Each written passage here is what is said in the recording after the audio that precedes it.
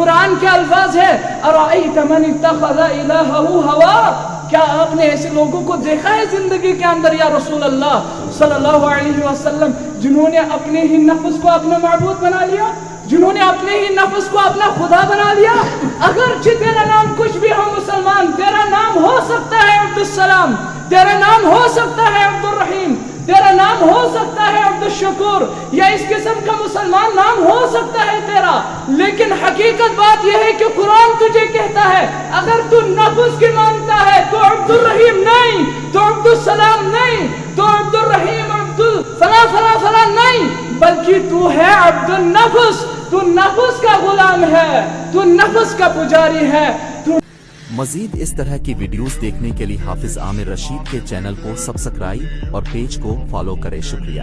خدا کی قسم اگر آپ نے علماء کی زبانیں یہ آیات سن کر ان آیات پر غور کیا، ان آیات پر تدبر کیا، آپ کا یہ دل کیا، آپ کی پوری زندگی تبدیل نظر آئے گی۔ لیکن اس وقت جس وقت آپ ان آیات کو سن کر ان پر عمل پیرا ہو جاؤ گے، ان پر غور و فکر کرو گے، ایک واقعہ مختصر سے وقت کے اندر آپ کی خدمت میں رکھوں گا۔ جو عمر رضی اللہ تعالی عنہ دور جہالت کے اندر تھے اور اس غرض سے گئے رسول اللہ صلی اللہ علیہ وسلم کے پاس، معلوم ہے نبی علیہ السلام کے دربار میں گئے، جا رہے ہیں اس غرض سے کہ ہر روز نبی علیہ السلام ان ہمارے معبودوں کو برا کہتا ہے، کیوں نہ آج میں جاؤں نبی علیہ السلام کا سارا کام کر جاؤں کہ آج کے بعد ہمارے معبودوں کو، ہمارے الہ کو کوئی برا نہ کہے۔ جا رہے ہیں، راستے میں ایک بندے سے ملاقات ہوتی ہے، وہ بندہ کہتا ہے کہ اے عمر رضی اللہ تعالی عنہ آپ کہاں جا رہے ہو؟ وہ عمر رضی اللہ تعالی عنہ جواب دیتے ہیں کہ بار بار نبی علیہ السلام ہمارے معبودوں کو گالی دے رہا ہے، لہذا میں آج بہت غضبناک ہوں، میں جا رہا ہوں، آج کام تمام کر لوں گا۔ رسول اللہ صلی اللہ علیہ وسلم کا یہ کہتے ہی عمر رضی اللہ تعالی عنہ کو جواب ملتا ہے اے عمر آپ سب سے پہلے اپنی بہن کے گھر کی خبر لے لو، دیکھو کیا معاملہ ہے۔ عمر رضی اللہ تعالی عنہ بہن کے گھر کے اندر دیکھتے ہیں، وہاں پر پرانے الفاظ سماعت کر رہے ہیں عمر رضی اللہ تعالی عنہ،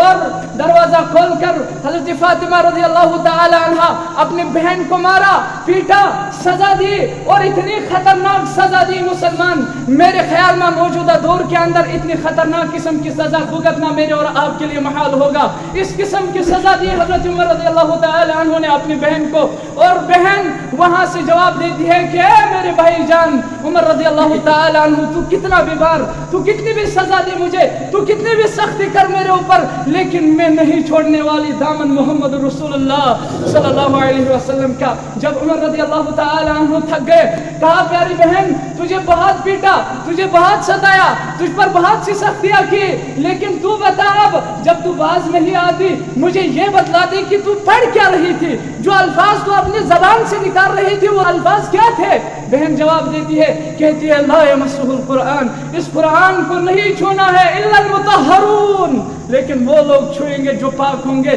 میرے بھائی جان سب سے پہلے تو اپنے آپ کو صاف کر کے آ جا، سب سے پہلے تو وضو بنا کے آ جا، پاک ہو کے آ جا، اس کے بعد میں تیرے ہاتھ میں تھما دوں گی یہ مصحف۔ جب آتے ہیں عمر رضی اللہ تعالی عنہ اور اپنی بہن سے کہتے ہیں بہنا میں پاک ہو کے آیا ہوں، اب مصحف پکڑا دے، میں بھی تو دیکھوں کہ تیری زندگی اتنی خطرناک طریقے سے تبدیل کیسی ہو گئی ہے، یہ تیرے اندر جوش، یہ تیرے اندر جذبہ، یہ تیرے اندر شوق اسلام کو اپنانے کا اور یہ ولولہ اسلام کو اپنانے کا کس طرح سے ہے، مجھے بھی وہ مصحف دے دے۔ عمر رضی اللہ تعالی عنہ کے ہاتھ میں یہ بہن مصحف تھما دیتی ہے، عمر رضی اللہ تعالی عنہ اس مصحف کے اوپر قرآن آیات کو پاتے ہیں، اور معلوم ہے وہ آیات کس قسم کی تھی؟ مسلمان ہم بھی بہت قرآن آیات پڑھتے ہیں، دیکھ انہوں نے صرف ایک مرتبہ قرآن کی آیت کو پڑھا اپنی پوری زندگی تبدیل ہو گئی، اور معمولی انسان نہیں بنتے عمر رضی اللہ تعالی عنہ، بلکہ خلیفہ ثانی بن جاتے ہیں حضرت عمر رضی اللہ تعالی عنہ۔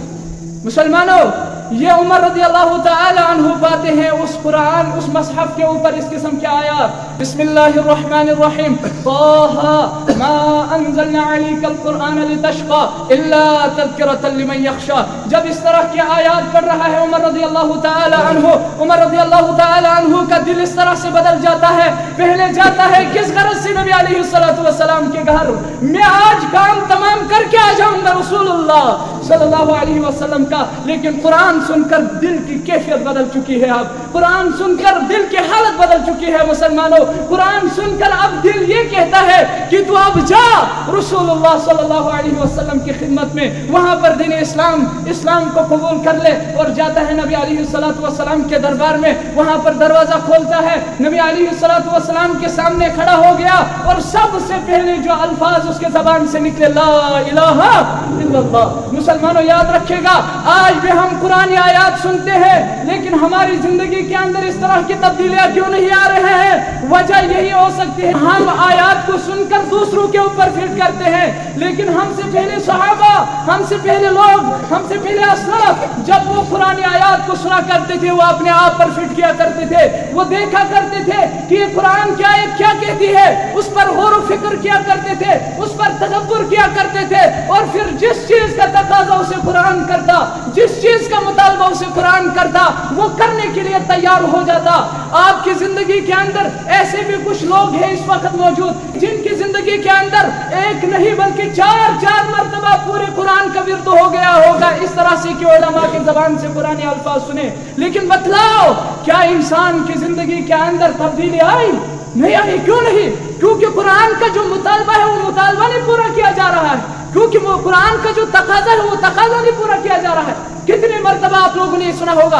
या अय्युहल्लज़ीना आमनू इन्नमल खम्रु वल मैसिर, ए ईमान वालों जिन्होंने कलमा पढ़ा है रसूलुल्लाह सल्लल्लाहु अलैहि वसल्लम का कि इन्नमल खम्रु वल मैसिर, शराब हराम है, छोड़ दो इस चीज को, शराब हराम है। अगर कुरान कहता है छोड़ने के लिए तैयार है,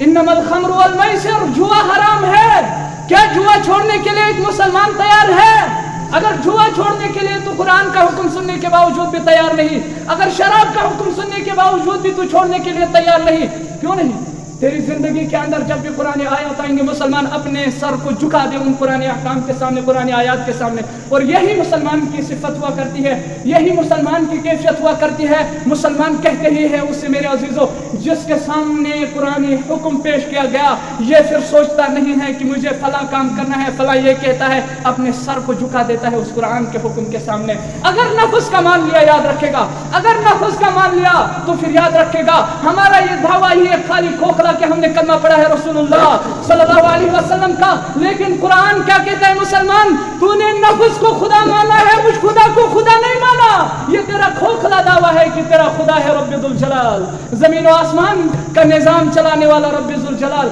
ये दावे के अंदर तो मजबूत नहीं है फिर, क्योंकि कुरान के अल्फाज है, अराइत मन इत्तखज़ इलाहहु हवा, क्या आपने ऐसे लोगों को देखा है जिंदगी के अंदर या रसूल अल्लाह सल्लल्लाहु अलैहि वसल्लम, जिन्होंने अपने ही नफ्स को अपना माबूद बना लिया, जिन्होंने अपने ही नफ्स को अपना खुदा बना लिया? अगरचे तेरा नाम कुछ भी हो मुसलमान, तेरा नाम हो सकता है अब्दुल सलाम, तेरा नाम हो सकता है अब्दुल रहीम, तेरा नाम हो सकता है अब्दुल शकूर, या इस किस्म का मुसलमान नाम हो सकता है तेरा, लेकिन हकीकत बात यह है कि कुरान तुझे कहता है अगर तू नफ्स की मानता है तो अब्दुल रहीम नहीं, तो अब्दुल सलाम नहीं, तो अब्दुल रहीम अब्दुल फला फला फला नहीं, बल्कि तू है अब्दुल नफ्स। तू नफ्स का गुलाम है, तू नफ्स का पुजारी है, तू नफ्स की पूजा करने वाला है। लिहाजा हम लोगों के लिए जरूरी है कि मुसलमानों, जब भी कुरानी अहकाम हमारे सामने रखे जाते हैं, और उन्वान भी यही है कि दीनी तालीम का असली मकसद इस्लाह कल्ब, और ये इस्लाह कल्ब कब मुमकिन है?